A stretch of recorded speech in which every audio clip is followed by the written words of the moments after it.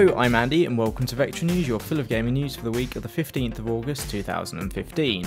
Coming up in this week's episode, a Nintendo localizer is fired after appearing on a podcast, Guillermo Del Toro will never work on a video game again, and the ESL lists its banned substances.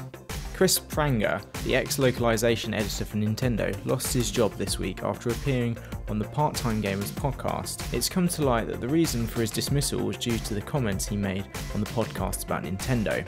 Pranger confirmed this via his Twitter saying, "As some of you may have heard, yes, I was fired yesterday. Yes, it was ultimately my own fault. No, I did not see this coming." Nintendo usually likes to keep a tight lid on their internal affairs, and they clearly didn't like Pranger appearing without their permission. In the podcast, Pranger talked about how fan bases of games simply aren't large enough sometimes to localise games, and their costs just aren't justified, using Xenoblade Chronicles, the recently re-released game that came to the new 3DS, as an example of this, and how Nintendo in Europe took the brunt of the costs for it. He also spoke about how the fans overreacted to the Wii U's name, and how it was frustrating to work with Masahiro Sakurai, the creator of Super Smash Bros. Due to the rarity of Nintendo's employees talking about the company without approval from its PR team, episode 76 of the Part-Time Gamers podcast gained a lot of attention. Pranger did mention in the podcast that Nintendo had relaxed its PR policy recently, but it's unlikely that any other employees will make the decision to offer information about the game company so freely in the future.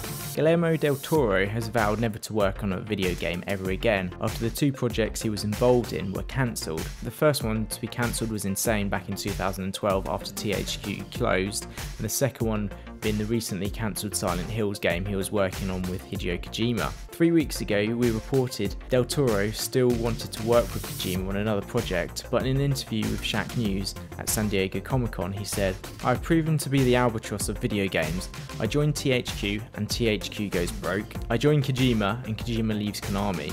I've decided, in order not to destroy anyone else's life, I've decided I will never again get involved in video games. Otherwise I'll join someone and his house will explode or something." After this comment from Del Toro, the partnership he had hinted on between himself and Kojima back in July of this year is looking less and less likely, although Kojima has previously expressed the interest in making a film, so maybe one day we'll see the pair working together, not in the games industry, but in the film industry. Also, I previously reported the Electronic Sports League, or ESL, was cracking down on drugs after a pro esports player admitted their team had been taking the performance-enhancing drug Adderall, which is commonly used to treat ADHD. According to a post on the Counter-Strike Go subreddit, the ESL has adopted the list of drugs used by the World Anti-Doping Agency, which includes steroids, cocaine, growth hormones, and drugs that help focus the mind like Adderall. Marijuana is also banned, but strangely only from the first day of the competition until its end. Exceptions to this list will be made if a competitor has a valid prescription, which makes me wonder how many players will suddenly contract a case of ADHD. Originally, the ESL had plans to conduct skin tests, but they've moved away from this plan in favour of saliva tests. These tests will be randomised on tournament days and will start at the ESL 1 in Cologne.